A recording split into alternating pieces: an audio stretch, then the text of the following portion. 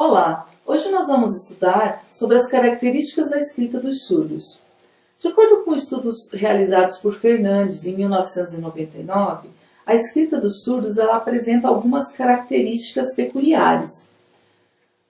Uma delas é quanto à ortografia. A escrita dos surdos geralmente ela apresenta uma boa incorporação das regras ortográficas, exceto nas questões de acentuação e pontuação, por estarem vinculadas ao domínio da tonicidade e das palavras e da oralidade também. Outro aspecto é quanto aos artigos. Os artigos eles são omitidos ou normalmente utilizados de forma inadequada na escrita, uma vez que os mesmos não existem na língua de sinais. Os elementos de ligação, como preposições, conjunções, pronomes relativos, entre outros, eles têm normalmente um uso inadequado ou até ausente na escrita dos surdos, nas produções dos surdos, uma vez que esses são inexistentes em Libras. O gênero masculino e feminino e o número singular e plural, também a ausência da desinência para gênero e número em Libras. Por exemplo, se eu quiser falar menino, em Libras de sinais, eu tenho que fazer o sinal de homem, menino. Se eu quiser falar estudante, o menino estudante, tem que fazer o sinal de menino, estudante. Se eu quiser falar médico, homem, médico. Médica, mulher, médica. Então, o gênero ele é feito dessa forma em Libras. Tá? Quanto aos verbos, então, os verbos se apresentam sem flexão, de tempo, modo e pessoa em Libras. Em decorrência disso, essa falta de flexão, os verbos eles se apresentam na escrita dos surdos na forma infinitiva.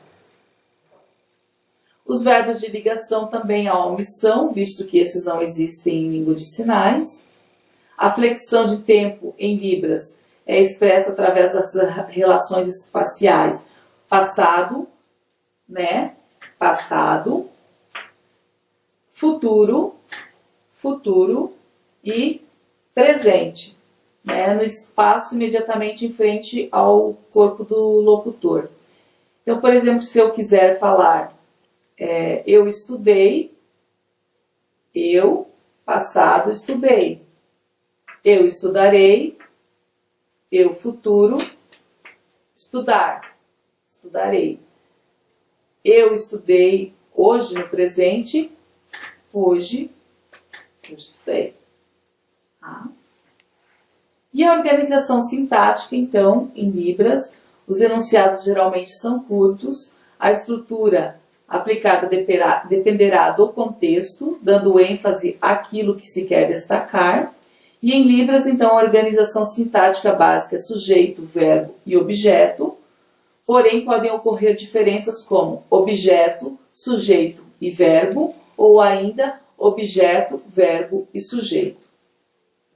A negação, então, ela está incorporada ao sinal ou pode ocorrer após a forma verbal. Por exemplo,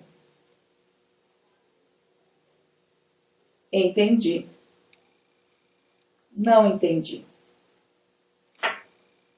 conheço, não conheço. Então, diante disso, é necessário que se pense numa avaliação diferenciada, quanto à escrita dos surdos, observando esses critérios, então, que nós abordamos aqui. Algumas dificuldades, então, que foram apontadas pelos surdos durante uma pesquisa realizada por mim. Eles têm uma dificuldade no entendimento de textos, ou de provas na escrita, devido ao desconhecimento de alguns vocabulários em língua portuguesa. Então, quando o aluno surdo pega um texto, assim como nós pegamos, por exemplo, pegamos um texto de inglês, as palavras que nós conhecemos, parece que elas vão se destacando. E a partir daquilo a gente faz tem uma noção geral do que o texto quer dizer. Assim acontece com o surdo.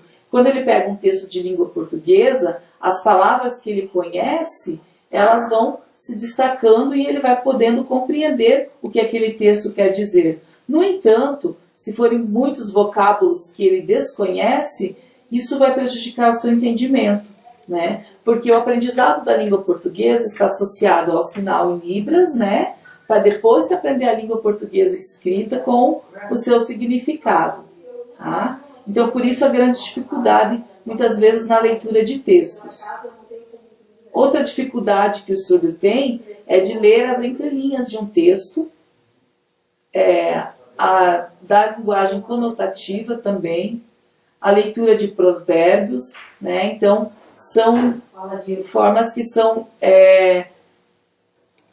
difíceis para que o surdo consiga compreender. Então, é necessário que o professor, o intérprete de língua de sinais, explique isso para ele.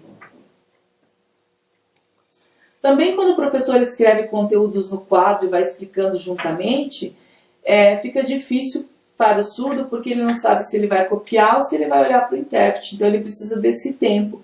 Então, interessante seria que os professores, ao escrever um conteúdo no quadro, então, primeiramente, escrevessem o conteúdo, né, dando esse tempo para que seja copiado. Após fizesse a explicação, então, assim o surdo vai conseguir copiar o conteúdo primeiramente e depois olhar para o intérprete de língua de sinais e conseguir compreender, né, para procurar compreender o que o professor está explicando naquela aula.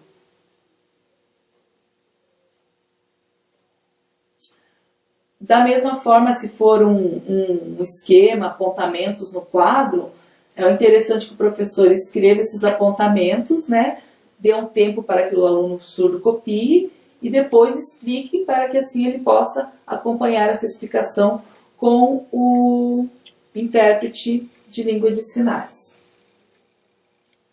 Então essas ficam algumas dicas então para os professores e seria isso por hoje. Bons estudos durante essa semana.